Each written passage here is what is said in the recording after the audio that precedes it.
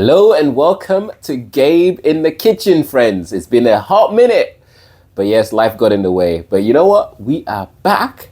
We're this close to getting monetized as well. We had to just go away. Breaks my heart. Oh well, we're back. Notice I've got a new apron. Yes, I got it from Amazon, if anyone cared. And yes, I have a little bit of a cold that I'm fighting off, but it's gone. It's not infectious. Don't worry. But yes, today we're going to be making a Swedish princess cake. I was inspired by a colleague. It is basically, you need 3 essential things to make a traditional Swedish princess cake. You need 3 layers of sponge, but it's not just any sponge. I'll explain more later. You need cream, and you need pastry cream as the layers, and you need jam. Usually raspberry jam, but we've got something else today because we couldn't find any raspberry jam. And then you need that marzipan layer on top. Anyway, for this recipe, you're gonna need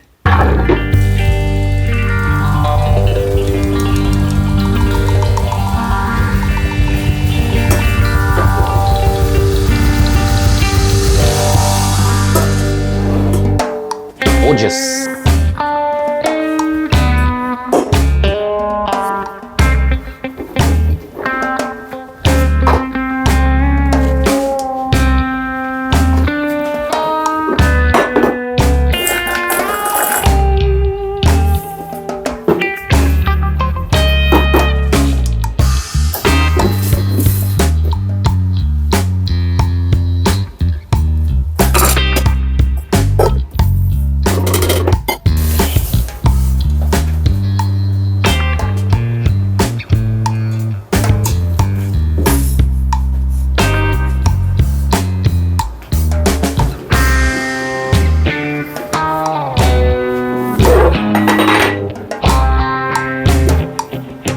Okay, so as you saw, 500 mils of milk, and I've just got my vanilla paste in there. We're gonna warm that up on the stove, but before that, we're just gonna combine our egg yolks with our sugar and our corn flour. Cornstarch, corn flour, depends what country you're from. Let's get that in there. Whew. And then we're gonna mix that all together.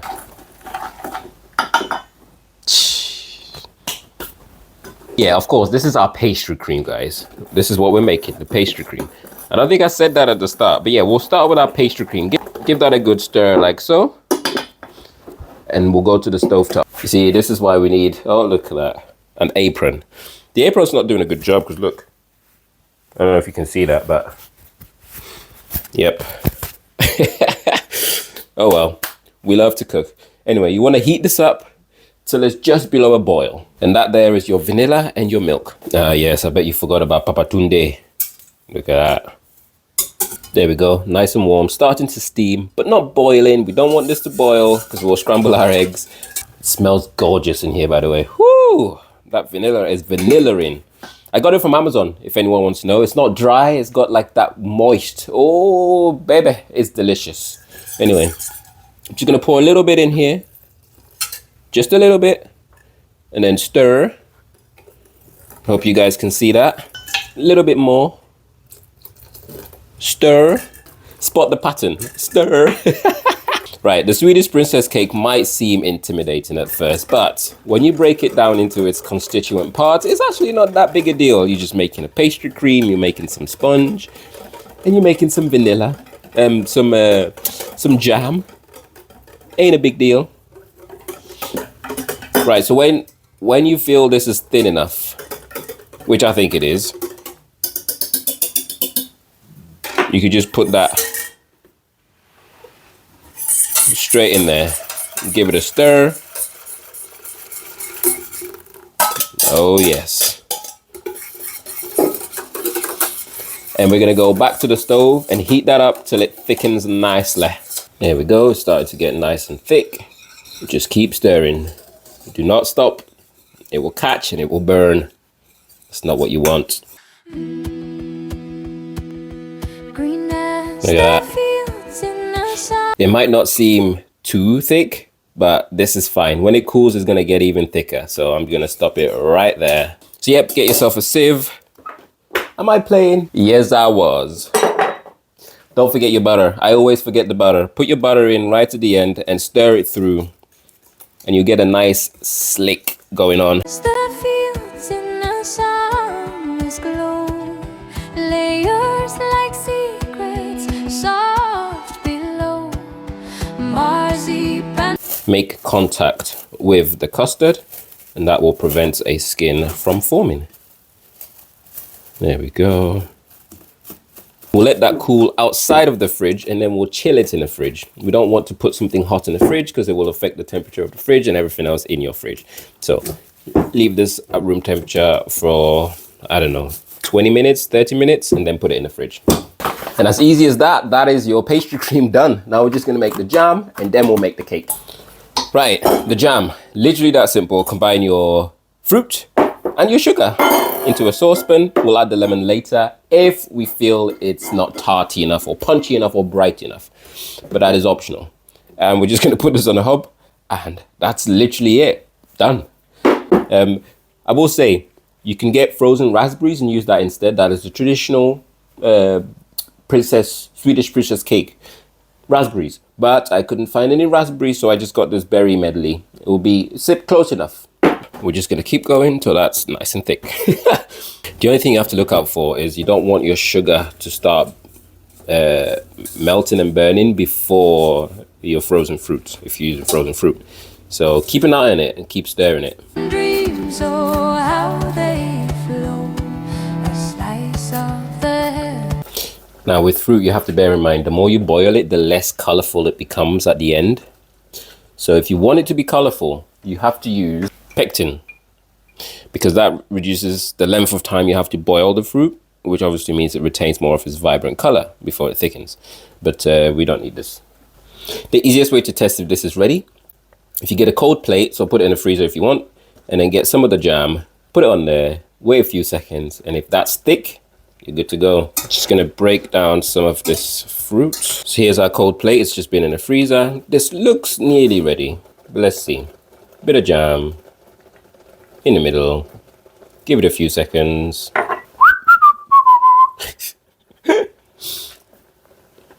And then if you put your finger across and you hold it, that should hold its shape, which it is not, so it needs a few more minutes. I mean, this looks about ready, so I'd be surprised if it's not. We all know Swedish princess, sweet dear. Okay, finishing touches to the jam. This is optional. If you don't want to do it, don't do it. Have a taste of your jam. If you think it's fine, leave it. If you don't think it's fine, it needs a bit of bite, then by all means squeeze in about half a lemon. And then all that delicious jam can go in a bowl to cool down for later. Right, now let's make our tart botten. I believe they call it in Sweden. Sponge cake. I've probably butchered that, but I gave it a go. Tart botten, or commonly known as Genoise. I think it's French. Genoise cake, which is basically similar to a what's that Japanese one? God, this is gonna bug me. I made it on this channel. Right, so I've just greased my 8-inch pan. You can use a 9-inch, but I've greased my 8-inch with my grease proof. Let's set that aside. You're gonna need a thermometer. You see why in a second. Right, at this point, you wanna make sure your oven is preheating to 175 degrees Celsius, American Celsius. I'll put the Fahrenheit as well in the description and on screen probably. So, what you're gonna need is your stand mixer bowl, and everything's gonna go in here apart from your flour. Also gonna need butter, this much. Melted. We're gonna melt it later. Anyway, add all your eggs. Yep, all your eggs in there. So a lot of eggs. I'll put the weight because large eggs, medium eggs, it varies from country to country. It varies from supermarket to supermarket, from brand to brand. So I'll just put how much weight in grams you need, as well as how many eggs. The eggs go in, your sugar goes in, and we're just gonna go to a bain-marie. Now the reason we have this is because we wanna get this to 55 degrees Celsius, Americans. Once it's there, we can guarantee that the sugar has dissolved in the egg, and then we'll get our balloon whisk and we'll beat it till it's nice and fluffy. And that's the Genoise cake. Also, the melted butter that goes on top, another signature I guess, distinct feature of a Genoise cake, tart button. You want to make sure you're constantly stirring this. Do not let it sit. Cream, a royal bite. Dance round the table through the night. For her we sing the joys just right. And bear in mind, guys, 55 will hit you faster than a ton of bricks. I guess harder is the technical term. So definitely keep your thermometer in there and keep stirring, okay? Otherwise it will scramble. That'll do. Take that off. And then run to the stand mix. Get your balloon whisk attachment on. And then as fast as you can go without it spilling. Hopefully stop it from scrambling too much, should I say. Raspberry whispers hidden inside, custard gold where flavors collide. Spin the knife, a festive divide, share. And that is pretty much what we're looking for. Nice, pale, thick beet color. But at this point, I'm gonna add my vanilla. So I'm just gonna add my vanilla in. And then I'm just gonna give it a few extra seconds. So when it's ready, you should be able to get a scoop and then draw something in there that holds its shape. So I'm doing the number 8, if you can see. And as you can see, it kind of still holds its shape. You can't see the 8 very well, but you get the idea. So this is nice and ready. Whew, that was a close one, guys. I thought it was scrambling for a second. So you gotta be really careful. Maybe aim for 50 degrees Celsius rather than 55, just to stay on the safe side. 55 might be pushing it a little bit. Have a wee taste. That cake is not sweet at all. That cake is so mild. Anyway, mix your cornstarch and your plain flour together. This makes cake flour. If you've got cake flour, just use the total in grams as cake flour. So we're just making our own cake flour here, basically. Now we're gonna sift in the cake flour. So I put a little bit in, sift it in, and then fold gently. Because remember, there's no leavening agents. This is all the air we have, so we don't want to burst everything. The wealth and cast your pride, or the sugar, or the grace, a dessert fit for any place. Swedish princess, sweet delight, crowned with cream, a royal bite. Dance round the table through. See, normally I'd say add some salt, but I use salted butter. So technically I don't need to, but if you're not using salted butter, please do add your salt, okay? Salt enhances flavor. Half of this butter, melted butter, goes in. Through the night for her we sing the joys just right. And then the other half can go in as well. So make sure that your cake tin is actually high enough. I'd say 6 inches. I'm just gonna pour that in. Oh yes. 1 or 2 taps, and then straight in the oven for 20 minutes. Just gonna check with a toothpick.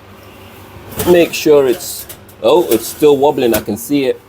Ah man, close that. Too bad, because the vacuum is gonna. Wow, man. Yeah, it should be cooked. We'll give it an extra 5 minutes. Right. So the problem we're having is it's cooked on the outside, but the middle is still a bit not cooked. So I'm going to turn down the heat to about 160. I'm going to give it an extra 5 minutes. Fingers crossed that does it. It's been about 35 minutes, which is a lot longer than it should have been. Let's have a look. Springy. But I think because I was tested with a skewer, maybe me going in was compressing the cake and making it come out liquidy, because when I used a smaller toothpick, it came out dry.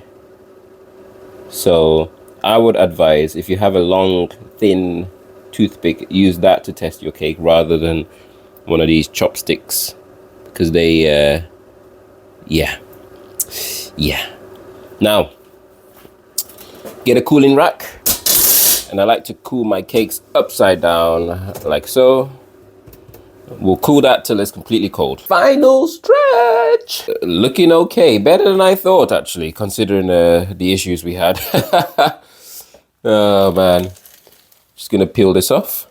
It is definitely on the darker side, which I don't prefer, I'm not gonna lie. But it still feels airy, spongy, so we can definitely work with this. Anyway, I've got it on click film. I'm just gonna cover it and put it in the fridge till we're ready to use it. Final stretch. Now we're gonna need 500 ml of cream. Why is my cream so thick? That is so weird.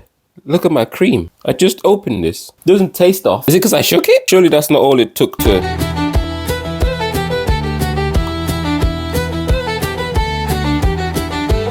Okay, we're gonna make our agar. I'm just gonna go 1 teaspoon of agar in there. And I'm gonna follow that up with 2 tablespoons of water and add 1/3 straight into the microwave. So once your mixture boils, you get this liquidy mixture, which is obviously way too hot. So we're gonna let it cool for a little bit. I'm just gonna break up the jam from earlier. For your pastry cream, again, you're gonna have to break that up. You can put it on the stand mix, it makes life a lot easier, but you can just quickly whip that up by hand. And it should get smoother. When we add this to the cream, we'll make a diplomat, which is stable. But it's the part that we don't add it to, that's the part that I'm trying to stabilize with this. Now let's do the cream. So I've got here double cream. This time, I hope it's not like sour cream or whatever they put in the first tub. You remember the first tub? Right, let's see what this tub looks like. Hopefully it's liquidy. Hey, Sainsbury's, you didn't let us down. 500 milliliters. Straight into your mixing bowl. Now this will be super quick. You're just gonna whisk that till it just starts to thicken, and that's it. I actually think it's a bit sad that there's no sweeteners in here, so I'm just gonna add about 2 tablespoons of icing sugar, and that should help it whip up anyway. So just once we're about halfway there, I'm now gonna add the gelatin. In hindsight, get a little bit of your cream out into a separate container. That's why I washed this. Get it in here and then mix it with the gelatin in here and then pour it in. Okay, so I'm happy with this, nice and soft. I'm gonna take out 1/3 of this and still put it somewhere else. How to measure 1/3? I don't know. Let's see, let me just visualize it. There we go, that'll do. Right, so now I'm gonna take 1/2 cup of our pastry cream into a bowl, grab some cream into that bowl. There's method to this madness, guys, don't worry. And then I'm just gonna stir that in like so. Add a bit more cream, stir. And then that goes in with the rest of the cream. Now I'm gonna go back briefly and give this like a 30-second whiz. And that is it. We are ready to assemble. Jesus, that was hard to come out. Now we have nearly everything that we need ready to go. Excuse me, apart from the marzipan. Now, you can either make it yourself, which is basically just almond flour, ice and sugar. Either way, it's super easy to make at home, but it's more expensive because almond flour actually costs more than just buying it pre-made. And the reason we bought it pre-made is because we couldn't find almond flour. We could find ground almonds. So yes, we opted for this. But if you do want to make it yourself, by all means. Now, I'm just gonna take a little bit aside for our rose. Just think about how big you want your rose to be. So if I turn that into a rose, just squash it. Yeah, that'll do. So that could be the rose, and then the rest can go over the cake. Now I'm just gonna get some ice and sugar on our surface. Make sure your hands are clean, guys, and take off rings. They carry a lot of dirt. Let me go wash my hands again. We've got our food coloring, green and pink. You can go red, but pink tends to work just fine. I'm gonna start with the green, which is your bigger piece of marzipan. I can get that open. Start with 1 drop. So we're gonna knead that in and then see what color we're working with. 1 drop is obviously not gonna do anything. But hey, better to be safe than sorry.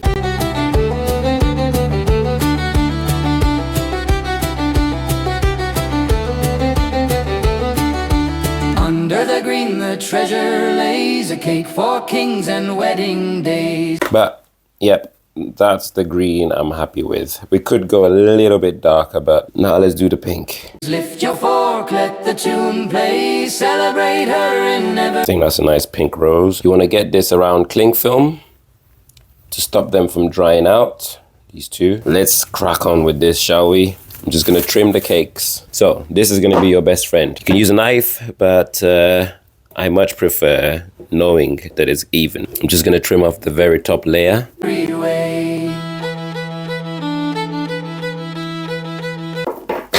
Right, this can be our top layer. These two are the same, and this one is thinner because this one is going to be the dome at the top, so I want it to flex. Right, so bottom layer down, which is going to cover it with jam. Get all your jam on there. You made a lot, so you might as well use it. Then go in with layer number 1, well, layer number 2. In with our pastry cream. Remember, this is the layer that makes the dome, so we're gonna be quite generous with everything. Then you want your diplomat cream. So this is the mixture of custard, pastry cream, and normal cream.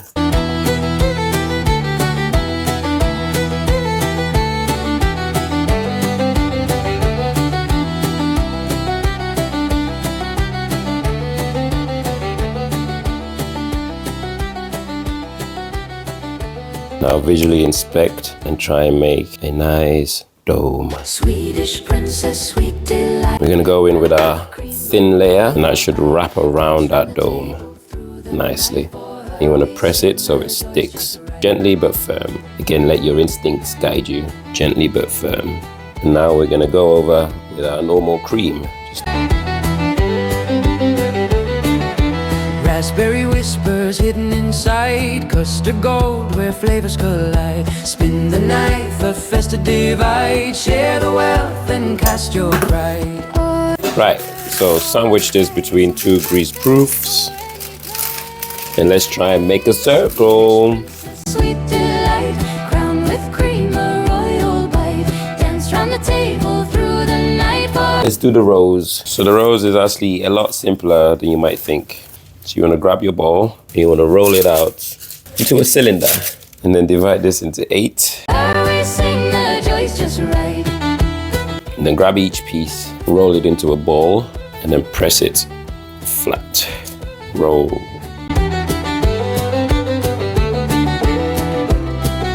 Grab another middle piece, stick it in, and then roll it together.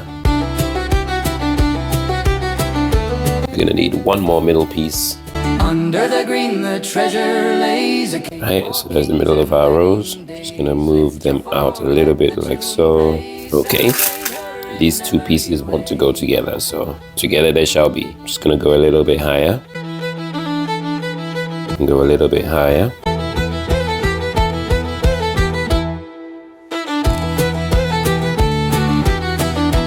And then gently squeeze the end. I think that's a nice rose. It's flopping naturally. Just need to gently snip right there. What do you guys think? Here we go. It's going on, guys. And it's not enough. Get that man some milk real quick. Oh my days. The frosting sliding. Just gonna make do with what I've got. Catastrophe. Oh, what a trick. Get that man some milk real quick. Maybe I should just do a skirting board. Doesn't look good right now, guys, because our marzipan wasn't rolled well. We didn't have enough marzipan. We're gonna go for 600 grams, not 500. But fret not, we can fix this. So what we're gonna do is we're gonna roll out a nice thin piece to go around the skirt. Swedish princess, sweet delight, crowned with cream, a royal bite. light. Dance round the table through the night. For her we sing the joys just right.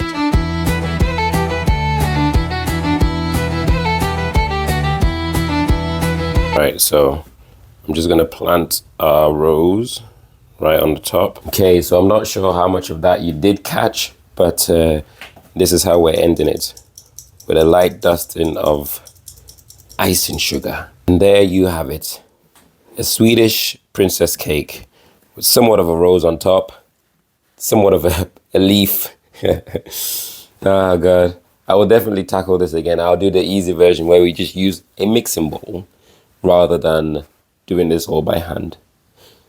But yes, thank you guys so much for watching, and I'll catch you in the next one. See you next Monday. Bye. As a heads up, next time I'm gonna do a cake that looks like a Swedish princess cake, but isn't. I'll make my own sponge, which is gonna be a nice, delicious vanilla sponge, and rather than cream, it's gonna be a meringue, basically like a marshmallow. I think it's a French, is it a Swiss meringue? I think it might be a Swiss meringue. Stay tuned for that one. That's probably next week. See you then.